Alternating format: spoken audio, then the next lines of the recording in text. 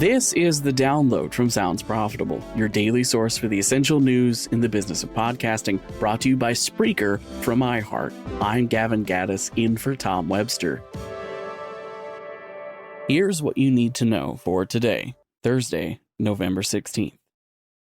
Up first, from The Verge, Spotify's podcast and audiobook discovery will get a boost from Google Cloud's AI. Spotify is attempting to alleviate the age-old discovery problem in podcasting, as well as audiobooks, with a huge computer. Google Cloud's large language models are being trained on the roughly 5 million podcasts and 350,000 audiobooks in Spotify's content library in hopes of finding ways to quote-unquote augment metadata to make them easier to recommend. Google Cloud's large language models are being trained on the roughly 5 million podcasts and 350,000 audiobooks in Spotify's content library in hopes of finding ways to, quote, augment, end quote, metadata to make them easier to recommend. The AI tools in Google Cloud are also expected to help understand patterns in listeners' favorite spoken content. While Spotify has not gone into detail, there's also mention of the Google Cloud AI potentially being used to identify harmful content. Next, from Rain News, YouTube intros new AI governance policies and AI helps enforce them. YouTube has recently announced a new initiative to deal with videos altered or generated wholesale by deepfake or AI-powered tools. A new label has been created that will denote a video is artificial or synthetic in nature in the video's description panel. If the topic of the video is particularly sensitive, the label will appear on the video itself. If a synthetically created video is deemed to be harmful, such as one that's created to show realistic violence for the purpose of shocking or disgusting viewers, it will be removed outright. YouTube has also promised future updates to its reporting system that will allow users to report a video that is using AI-generated content to imitate identifiable individuals. Something for podcasting to keep in mind as the industry grows its presence on YouTube.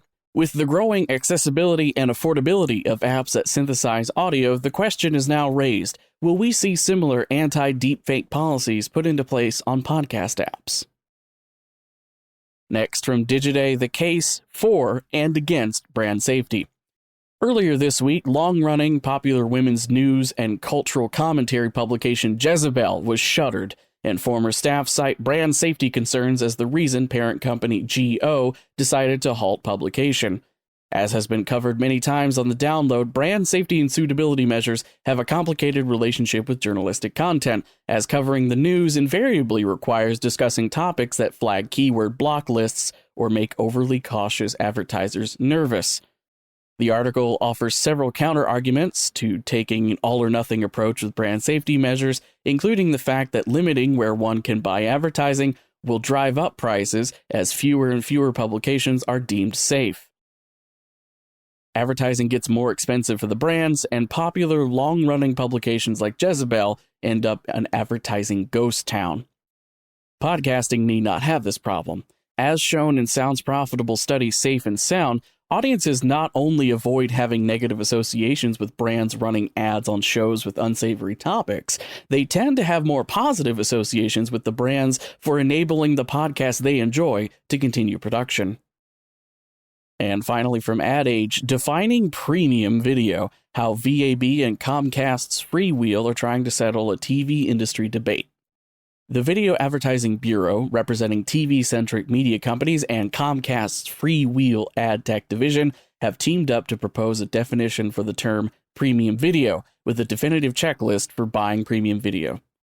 The proposal also aims to bring transparency and accountability to measurement and account verification, including full brand safety disclosures and a day-part log level disclosure to buyers.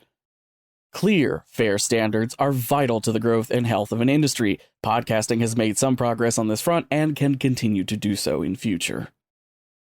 As for the rest of the news, Pod covers how to hit the mark with Gen Z podcast listeners, and Triton's newest batch of podcast rankers have arrived, including Australia's Top 100, showing Hamish and Andy has held its #1 spot for 6 months running. Be sure to check out all the links to every article mentioned right in your podcast listening app or at soundsprofitable.com, where you can also subscribe to the newsletter version. The Download is written and produced by Brian Barletta, myself, and Tom Webster. This episode is hosted on Art19. For Sounds Profitable, I'm Gavin Gaddis. Download us tomorrow.